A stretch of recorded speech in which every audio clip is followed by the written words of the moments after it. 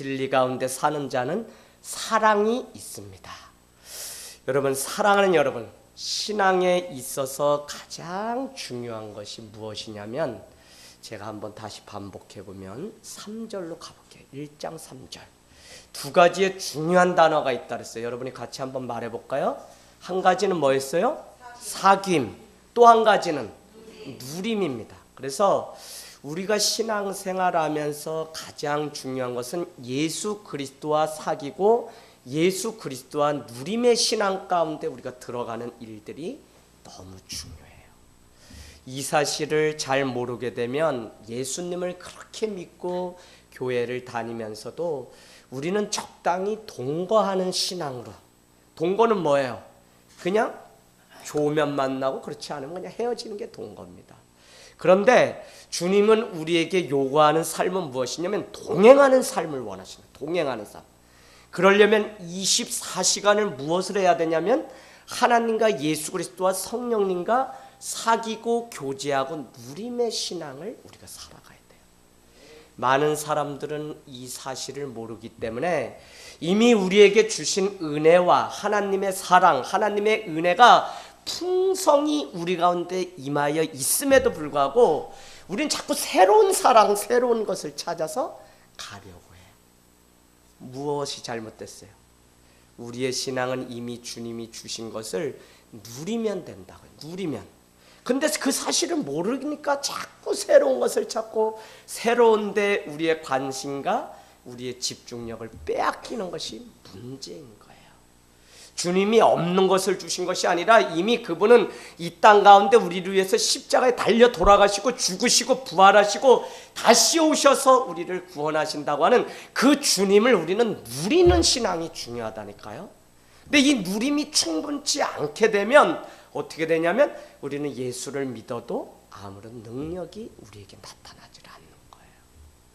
여러분, 점점 더 세상은 빨리 가거든요. 점점 더 세상은 우리의 삶을 빼앗아가요. 그런데 마태복음 24장에 가니까 마지막 때는요 점점 더 분명하게 드러나요. 어디에서 그래요? 고린도전서 13장에. 여러분 가보시겠어요? 고린도전서 13장. 우리가 너무 이제 앞으로 다 보겠지만 고린도전서 13장. 13장 쭉 보세요. 13장에 한번 쭉 제가 한번 표시해 보라는 거 표시해 보세요. 자, 9절. 13장 9절. 우리는 지금은 부분적으로 알지만 부분적으로 예언하니 10절. 온전한 것이 올 때는 부분적으로 하던 것이 다 폐하여지고 12절. 우리는 지금은 거울로 보는 것 같이 희미하다고요. 그러나 그 마지막 때에는 얼굴과 얼굴을 대하여 볼 것이요. 누구를? 예수 그리스도를.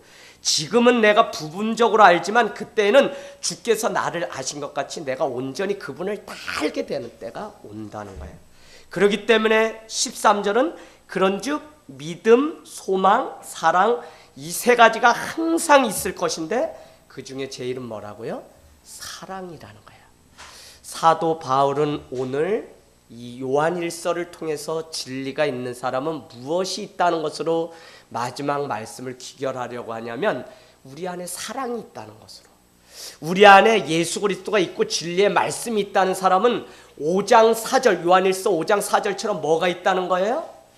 세상을 이김은 이것이니 오직 믿음이 있다고요. 믿음이 있다는 거예요.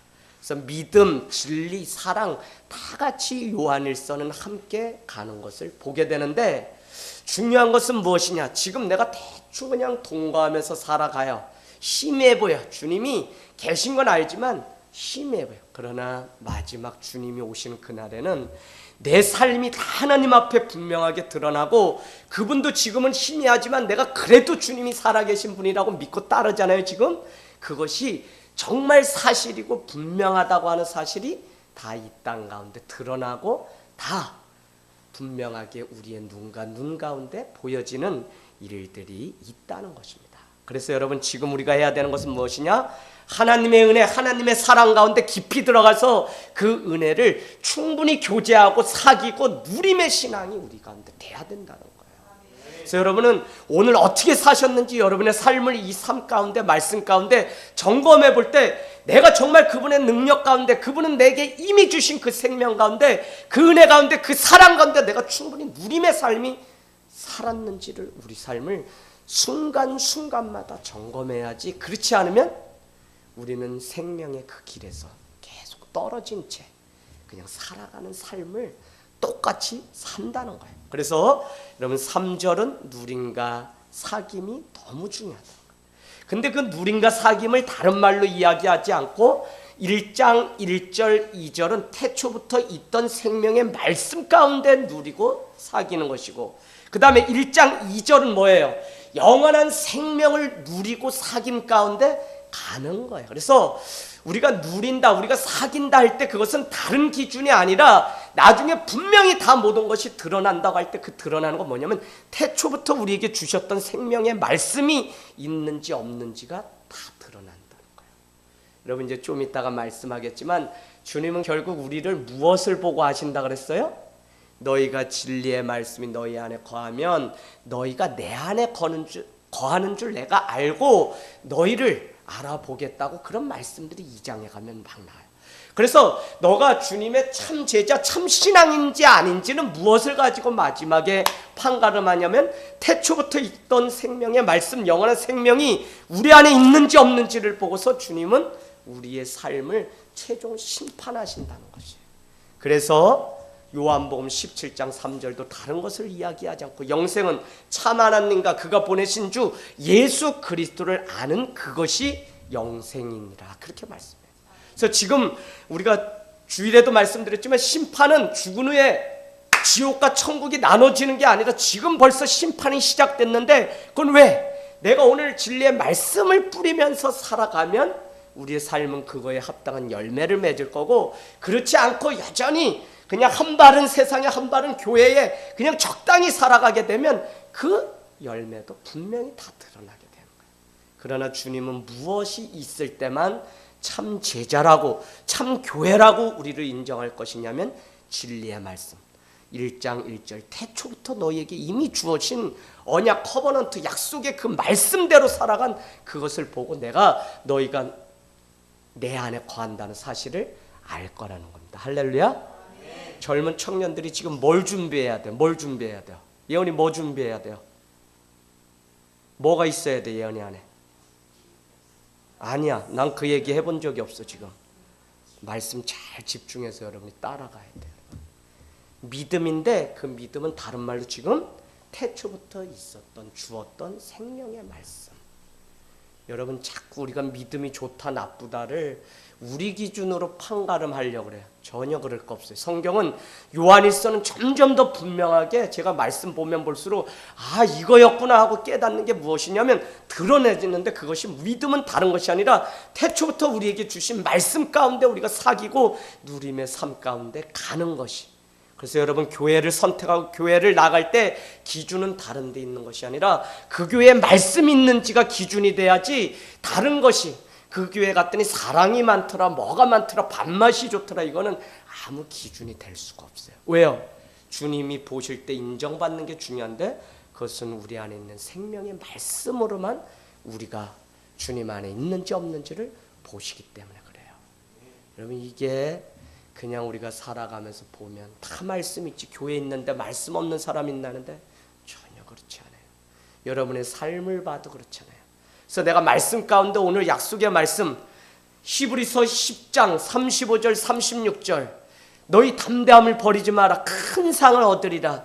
너희에게 지금 인내가 필요함은 뭐요? 하나님의 뜻을 행한 후에 하나님의 약속을 얻기 위함이라. 이 약속의 말씀이 오늘 내 삶 가운데 있으면 오늘 인내하면서도 아 하나님의 약속을 얻기 위해서 그래 인내해야지 하는 분명한 삶이 있다고요. 그런데 이 말씀이 없게 되면 우리는 그냥 세상 사람들처럼 똑같이 살다가 주님 오시면 그것으로 평가를 받는 거예요. 그래서 여러분 말씀 가운데 계속적으로 여러분 내가 왜 내 인생을 향하신 하나님의 계획을 다 모를까 우리는 자꾸 얘기하지만 말씀이 있는 삶은 약속이 있기 때문에 내 삶을 어떻게 이끌어 가실지 다 볼 수 있어요.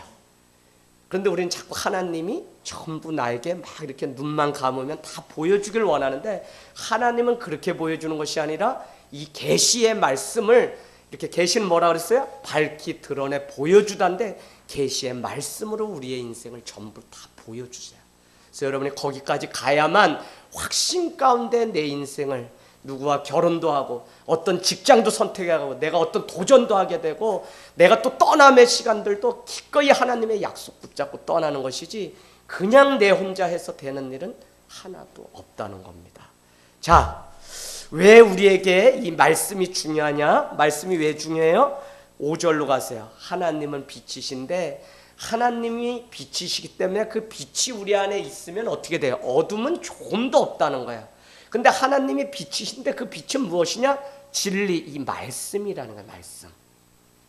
저기 우리 성진 형제, 말씀이 내 삶의 빛이다, 그런 생각 이렇게 신앙생활하면서 경험해 봤어요? 경험은 솔직한 말이에요. 솔직한. 그런데 이제 올 한해 이렇게 열심히 예배하니까 이제 경험도 하게 돼요. 경험도. 저는 제가 늘 간증하지만 저도 늘 흔들렸어요. 그러나 이 믿음의 뿌리만 그냥 하나님께 두고 살았는데, 결정적으로 군대에서 강릉 잠수함 사건이 터지면서 내 주머니 속에 인생의 위기 가운데 나에게 주셨던 로마서 5장 8절 말씀, 하나님이 제 아기를 얼마나 사랑하시는지 독생자 예수 그리스도를 보내주심으로 인해서 죽으심으로 말미암아 그 사랑을 확증하셨다고 하는 말씀이 내 가슴에 꽉 오면서, 총포 수류탄 날아다니는 그 전쟁터에서 두려움이 전혀 없이 이제 내가 확실한 사랑을 만났기 때문에 나는 그것으로 승리할 수 있다, 이런 담대함이 제 안에 경험되고 체험되는 순간들이 있었어요. 근데 그게 제 이야기가 아니에요. 여러분 미리 한번 가볼까요? 저기로 한번 가보세요.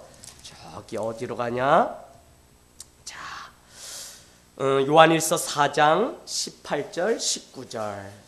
사랑 안에 두려움이 없고 온전한 사랑이 두려움을 내쫓나니. 18절입니다.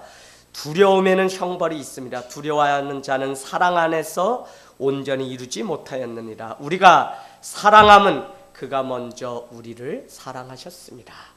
주님이 나를 먼저 사랑했다고 하는 그 사실을 깨닫게 되는 순간, 내 인생을 향해서 찾아오는 특별히 염려와 걱정이 다 물러가는 것들을 경험하게 되었습니다.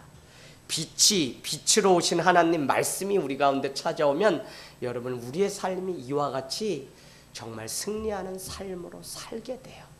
왜 우리가 어떤 일을 선택하고 어떤 일을 할 때 지금 조급하고 막 두렵고 염려가 되느냐? 하나님의 말씀을 먼저 구하지 않기 때문에 그래요.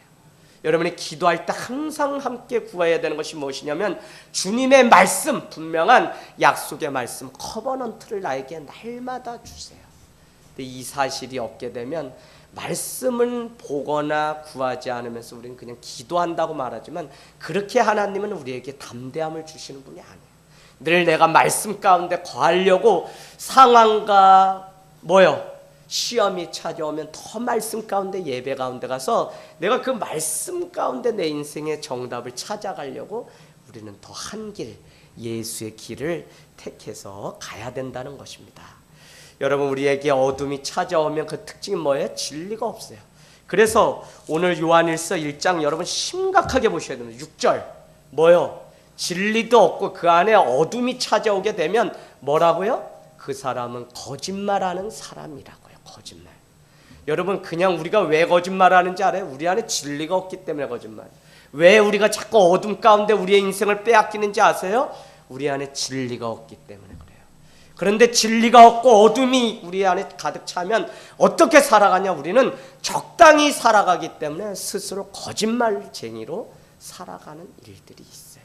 그래서 여러분 분명한 삶을 우리가 살려면 다시 말씀드리건데 뭐가 우리 안에 있어야 돼요?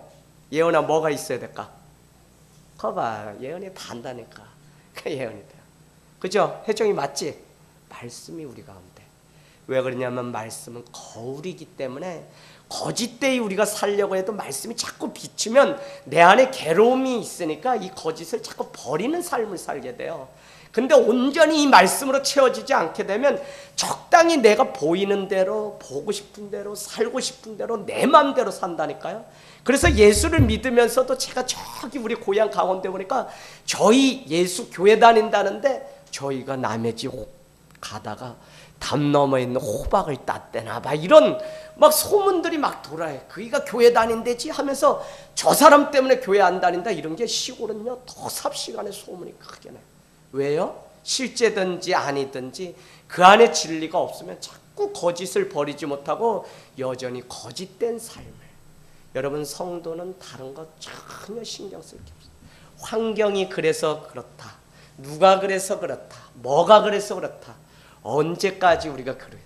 그게 아니라 진리의 말씀을 우리 가운데 채워서 진리의 말씀 앞에 내가 정면 승부하고 내 삶을 비춰서 말씀으로 내가 깨끗한 지가 중요한 것이지, 뭐 누구 때문에 전혀. 주님은 누구 때문에 뭐 어떻게 했어요는 전혀 사정 봐줄 것 같지 아니에요. 그냥 진리의 말씀 가운데 서 있는 그 삶만을 보신다니까요. 여러분, 그래서 우리가 좀 더 정확한 삶을, 여러분 이제 막 세상 가운데 더 인생 살면 더 많은 관계, 더 많은 세상으로 나가야 되는데, 그때마다 여러분이 결단해야 되는 게 뭐냐? 진리의 말씀 가운데 내가 쓰고 진리의 말씀 가운데 서 있는 사람들을 만나기 위해서 우리의 믿음을 자꾸 드려야 돼요. 여러분, 어둠이 찾아오면 여러분 특징 써놓으세요. 어둠이 찾아오면 뭐가 찾아오냐면 불평과 불만이 있게 돼요. 그래서 어둠은 우리를 지배해서 우리의 인생을 누구를에게 불평불만하는 그런 게 아니라 그 불평불만하다가 내 자신을 갉아먹는 인생을 산다니까요. 그래서 어둠을 우리 자신에게서 다 물려치워야 돼. 우리 가정, 우리 가문에서 이 어둠을 다 물려치워야 되는데, 그러려면 뭐를 해야 된다? 뭘 채워야 된다? 진리의 말씀을 채워야 돼요. 절대 여러분의 인생 가운데 조심해야 되는 한 가지, 특별히 우리 청년들은 제가 배우자에 대한 이야기를 계속하니까 엄청 좋아해. 그래서 여러분 써놓으세요. 감사할 줄 모르는 사람은 가까이 하지 마세요. 정말이에요. 이거는 신앙 안에서도 그렇고 우리 인생사 살면서도 불평불만이 많아서 어둠이 많고 의심이 많은 사람 만나면 어떻게 되냐? 나도 그 사람과 가까이 하면 할수록 그런 삶은 그렇게 존재로 바뀌게 돼요. 그렇기 때문에 그런 상황 속에, 그런 속을 속에서도 우리는 진리의 말씀 가운데 내 삶을 투명하게 계속 하나님의 말씀 앞에 채우는 삶, 빛으로 채우는 삶을 살 때 우리는 살아나요. 여러분, 예수 믿기 때문에 인생이 바뀐 삶이 얼마나 많은지 몰라요. 다윗이 왕이 되고 싶었니? 혜인아? 응, 없었어요. 모세가 지도자가 되고 싶었을까요? 아니요. 이사야가 선지자가 되고 싶었어요? 아니요. 내 삶에 버거워서 한 걸음 한 걸음 옮기기도 힘들지라도 그들이 예수님이 원하시고 하나님이 원하시는 삶을 말씀 따라 살아가니까 그들은 꿈꾸지 않았지만 하나님은 그들을 지도자로, 예언자로, 그 왕으로 그 삶을 살게끔 만드셨어요. 그래서 중요한 건 뭐냐? 내 삶이 한 걸음밖에 내디딜 수 없는 초라할 순간에도 우리는 그 한 발 내디디면서도 하나님 앞에, 말씀 앞에 순종하는 삶이 중요하다. 순종. 그것 때문에 그들이 왕이 되고 그들이 지도자가 되고 예언자가 됐다고요. 그래서 말씀 많이 하는 거 그거 이야기하려고 하는 게 아니라 순종하는 삶. 근데 순종하는 삶은 감사가 그 안에 있어요. 감사. 그래서 여러분 정말 불평불만 많이 하는 거기에는 가까이 가지 마세요. 그게 얼마나 안타까운지 출애굽기 민수기에 보면 어떻게 해요? 가나안 땅에 보냈던 정탐꾼들이 돌아와서 막 이야기를 보고해. 10명은 안 된다는 거, 거기 가면 우리 밥 된다는 거예요. 아니 하나님이 약속하신 땅인데 왜 우리를 밥이 되냐? 여호수아 갈렙은 믿음의 눈으로 아니다. 거기는 젖과 꿀이 흐르는 땅이 맞다 라고 이야기해서 2대 10의 싸움이 있게 되는데 백성들은 어느 쪽으로 편들까요? 10의 편을 들어요. 사람은 원래 죄인이에요. 창세기 3장 가인이 아벨을 죽이고 아담과 하와가 죄 가운데 빠지면서 죄송하게도 우리 가운데 선함도 있을 것 같지만 아무리 의롭다고 해도 성경은 모든 사람이 죄를 범하였으며 하나님의 영광이 이르지 못한다는 거예요. 죄가 우리 안에 다 있어요. 그래서 자꾸 죄를 쫓아서 어둠을 쫓아가려고 하는 근성이 더 있어요. 지금 왜 이단이 이렇게 성행해요? 어둠인데 어두움을 모른 채 계속 쫓아가는 거예요. 그래서 여러분, 이 어둠을 물리치기 위해서 진리의 말씀 가운데 우리가 살아가는 일들이 너무 중요합니다. 예수 그리스도의 사귐이 왜 중요하냐? 7절 말씀으로 가보세요. 1장 7절. 결국은 사귐이 있을 때 우리를 죄 가운데서 깨끗게 하시는 예수 그리스도의 만남으로 인해서 모든 죄에서 우리를 깨끗게 하시는, 죄가 있으면 어떻게 되는데요? 자유를 잃어버리게 돼요. 죄를 용서받으면 어떻게 돼요? 모든 삶이 자유하게 된다고요. 왜 우리에게 수치심이 있고 왜 우리에게 자꾸 염려가 생기고 근심이 있고 막 그러냐? 어쩌면 죄의 한 부분이에요. 누가 지은 죄든지 수치심조차도 자꾸 이 어둠이 우리를 누르기 때문에 우리는 빛이신 주님 앞에 서야 되는데 그것 때문에 자꾸 우리의 인생을 이렇게 덮어버려, 우산이. 여러분, 그게 누구의 장난인지 잘 아셔야 돼요. 그거는 누가 한 것이 아니라 사단이 자꾸 우리 인생을 좀먹기 위해서 지금 자꾸 부정적인 생각들을 우리 안에 넣어서 우리 안에 자존심을 자꾸 건드는 거야. 너 그거밖에 되지 않는 사람이라는 거야. 그러나 레위였던 사람이 예수님을 온전히 만나게 되자 지금도 성경은 어떻게 해요?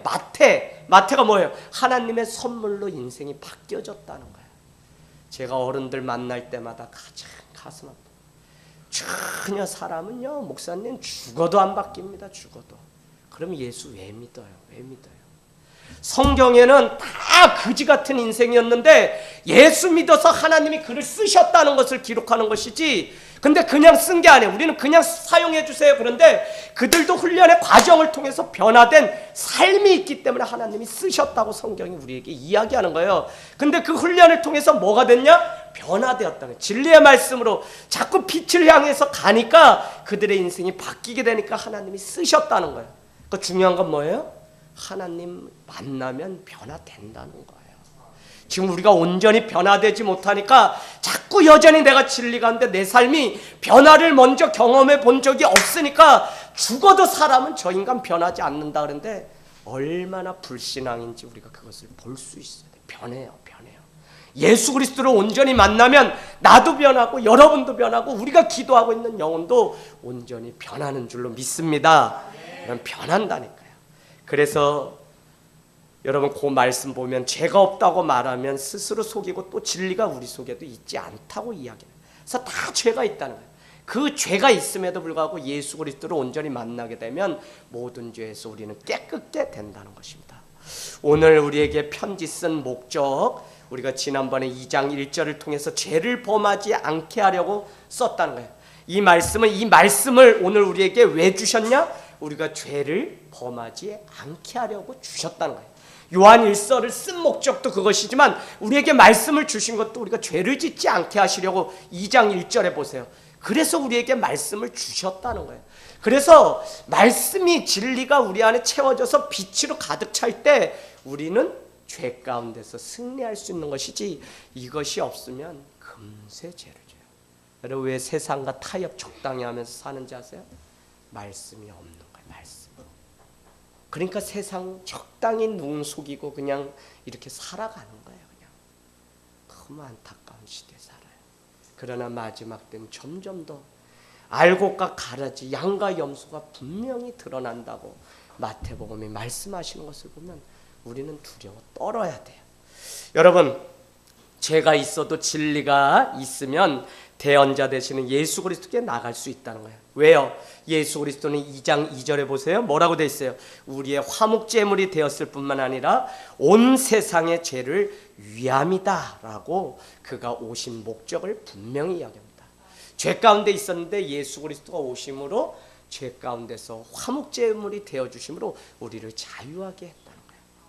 말씀, 진리, 마가복음 1장 1절, 하나님의 아들 예수 그리스도는 복음의 시작이라. 말씀, 진리, 계명, 예수 그리스도 다 같은 거예요.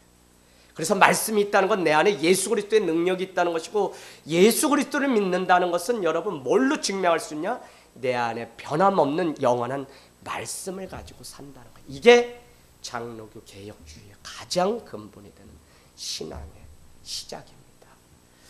여러분 2장 2절은 그렇고요. 우리가 계명 말씀 진리를 지키면 우리가 예수 그리스도를 아는 줄 안다. 2장 3절 여러분 꼭 동그라미 쳐놓으세요. 여태까지 한 것 중에 가장 중요한 거. 예수님은 우리를 어떻게 아느냐? 2장 3절 너희 안에 계명을 지키는 삶이 있게 되면 어떻게 해요? 너 안에 예수 그리스도가 있는 줄, 너가 내 안에 거하는 줄 내가 안다는 거예요. 하지만 그를 안다고 말은 하는데 2장 4절에 보니까 계명을 지키지 않으면 어떻게 돼요? 에이구 너는 거짓말하는 자요. 뭐라고요? 진리가 그 속에 있지 않다는 거예요. 이렇게 계속 반복되는 요한일서는 끝까지 이것 가지고 붙들어 늘어져요.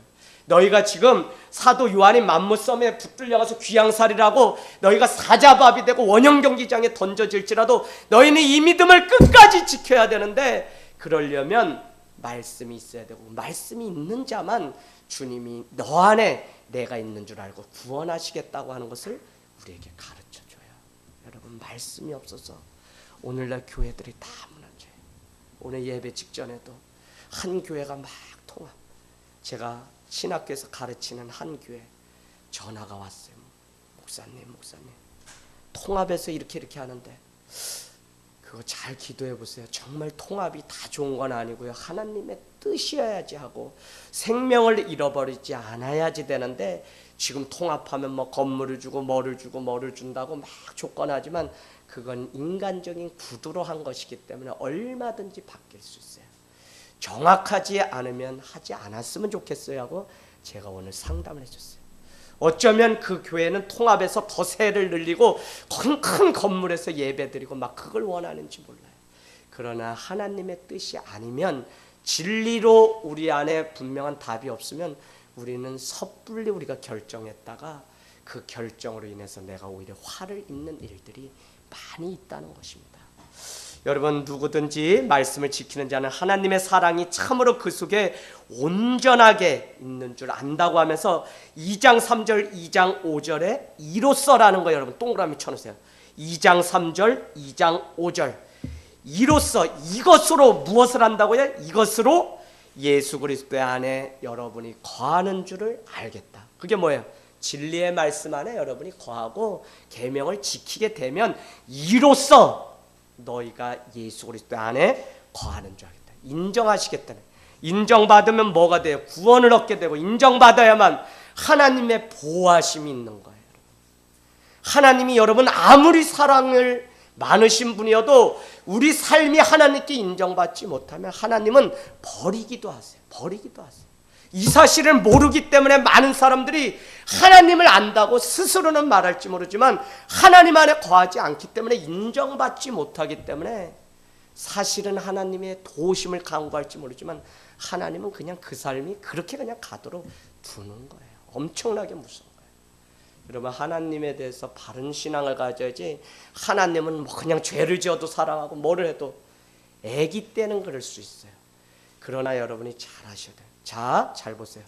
신앙, 교회 안에서 문제 일으키는 분, 특별히 첫 번째, 진리의 말씀을 모르기 때문에 문제가 되고 애기 신앙 가운데 사는 분이 있어요. 두 번째는 무엇이냐? 어떻게 살아야 되는지 다 알아요. 그런데 중요한 것은 진리의 말씀대로 순종하지 않기 때문에 그렇게 사는 거예요. 그러면 하나님은 애기일 때는 그냥 무조건 사랑하면서 그를 세워가지만 진리의 말씀을 다 아는 직분을 가지고 뭘 아는데 못하면 하나님은 어떻게 해요? 그냥 두는 거예요. 그거를 아셔야 된다고.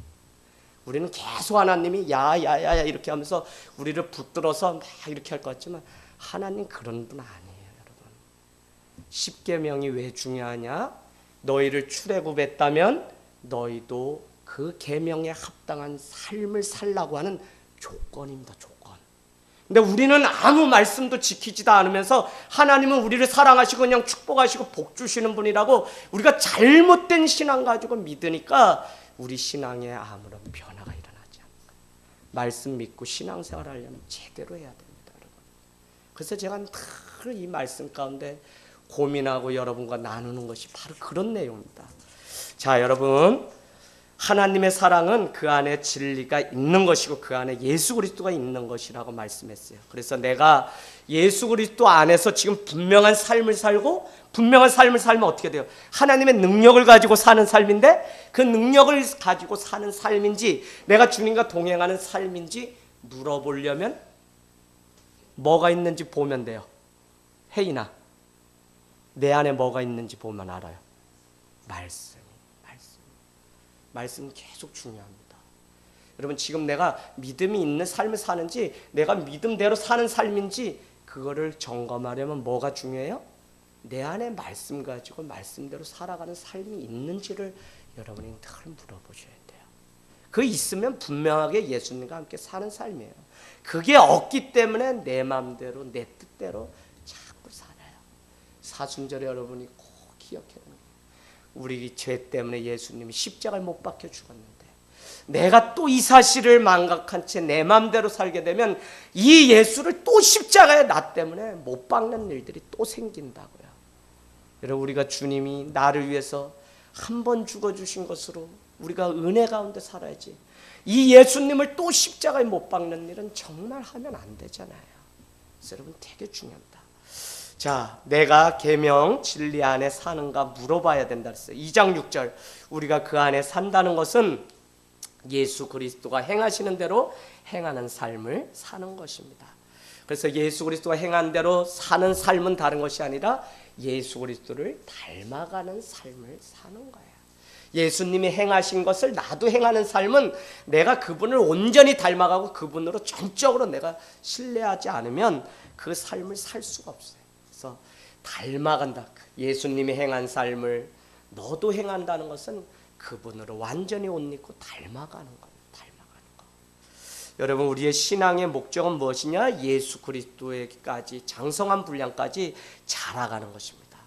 오늘날 거짓에 속아서 인생을 허비하는 사람들은 말도 또 말씀도 안다고 얘기하고 기도도 한다고 얘기하지만 무엇이 없는 것이냐면 하나님을 닮은 삶이 없는 게 문제인 거야.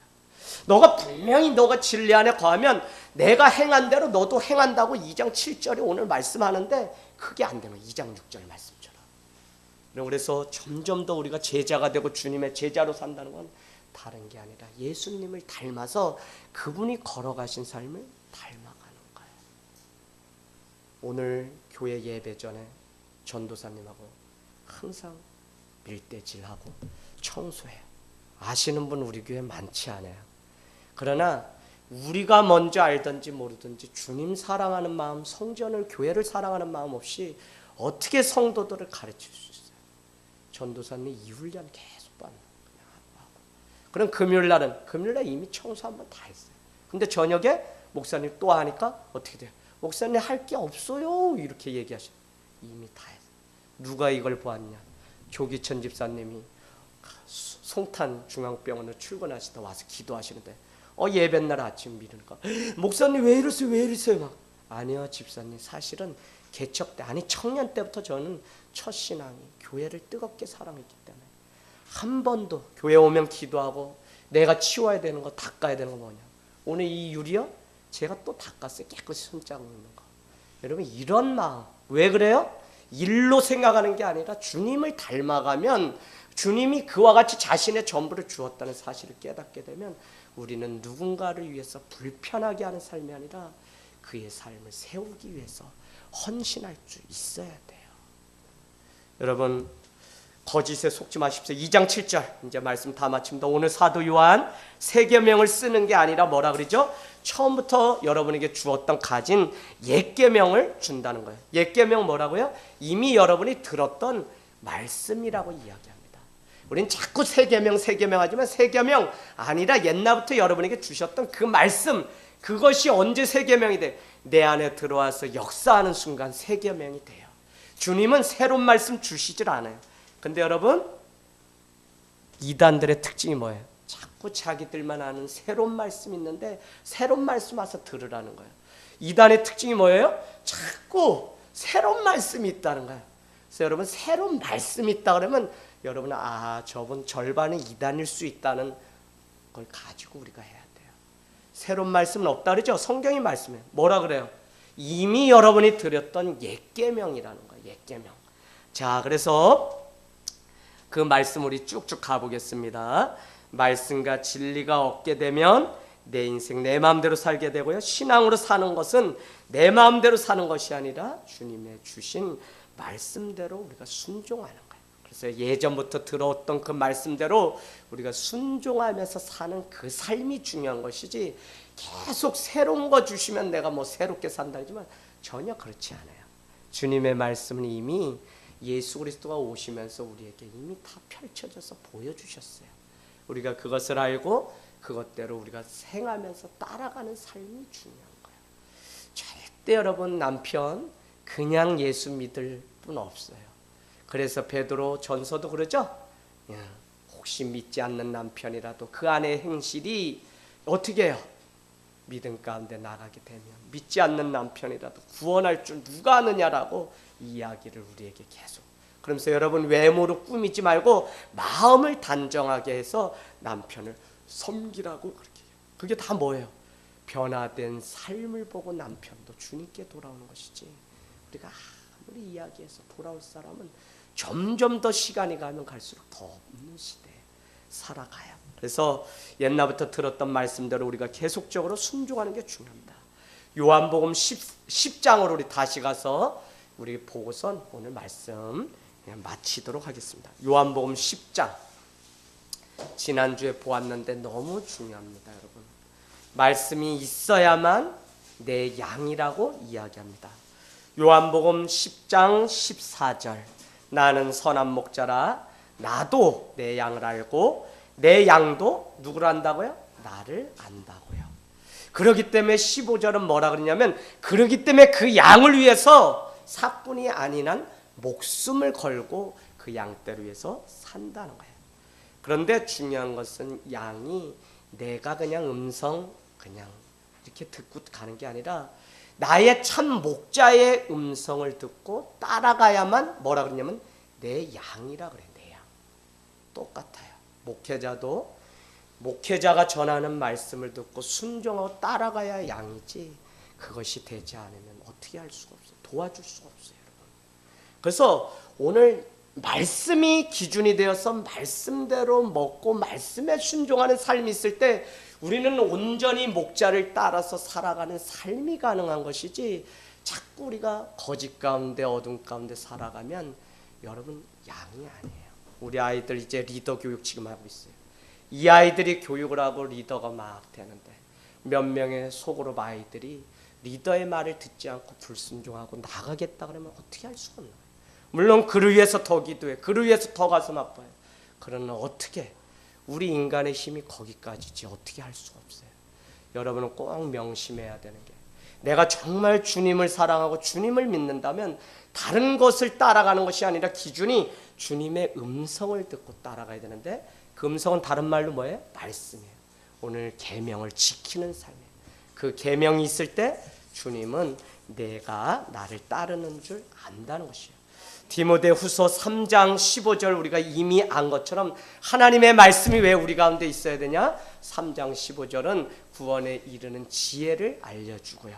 3장 16절은 의와 바르게 또 교육하기에 유익한 것이 말씀이기 때문에, 17절은 뭐라 그러냐면 너희가 온전한 사람으로 살아가게 하시려고, 특별히 너희가 모든 선한 능력을 행할 수 있도록 구비하게 하려고 이 말씀을 너희가 알아야 된다고 이야기해요.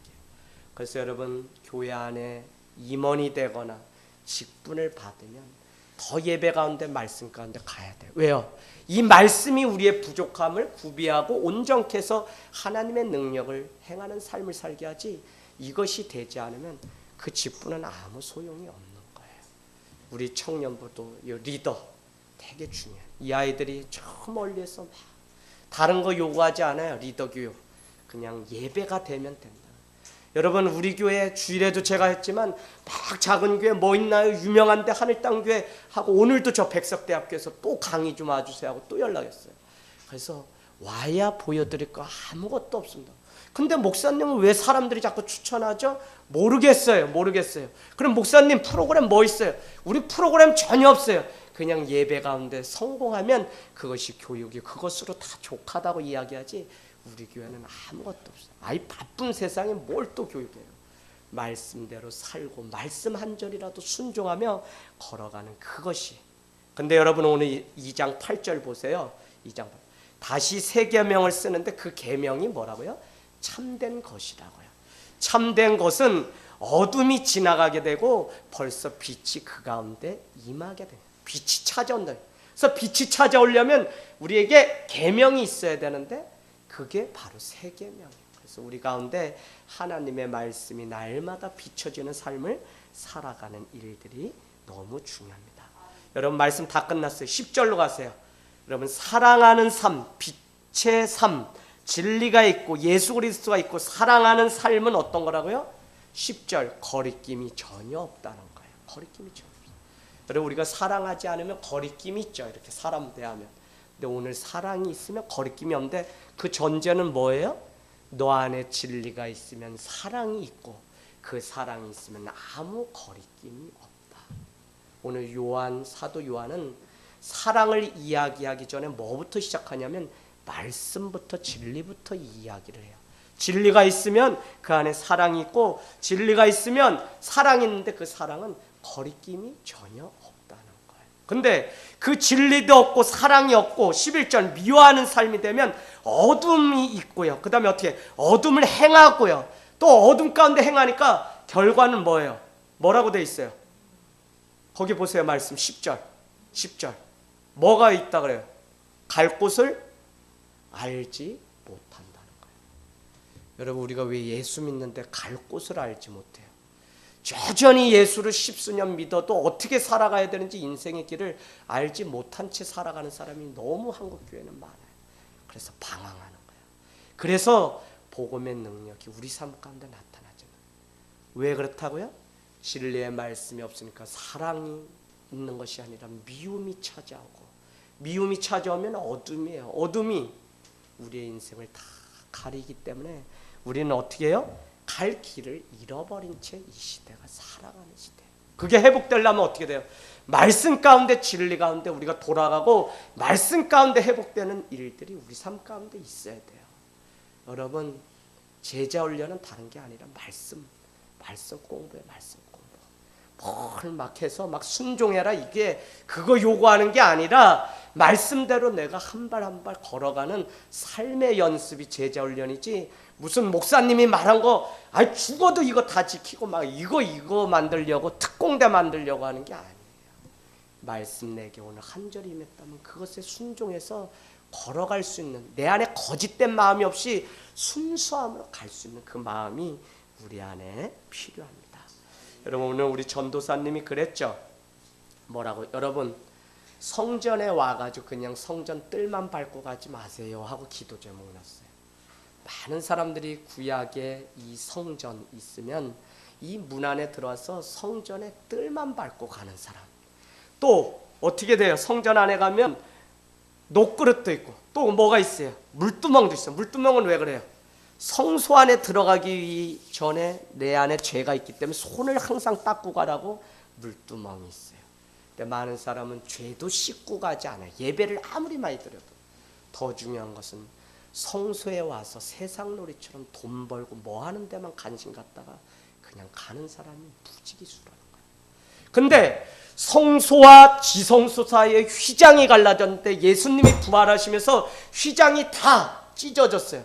그래서 옛날에는 제사장만 이 지성소에 가는데 지성소 안에는 뭐가 있다고요? 십계명이 담긴 돌판이 새겨진 법궤가 있어요. 거기엔 누구만 들어갈 수 있었어요? 제사장만.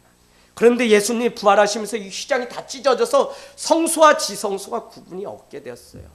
그런데 중요한 것은 무엇이냐면 우리가 성전에 오고 무엇으로 오면 가장 중요한 게 뭐예요? 어떻게 해서든지 지성소에 가서 이 언약의 말씀을 내가 먹고 가는 삶을 살아야지 참된 예배지 그냥 이 자리에 앉았다 가면 예배가 아니라고요.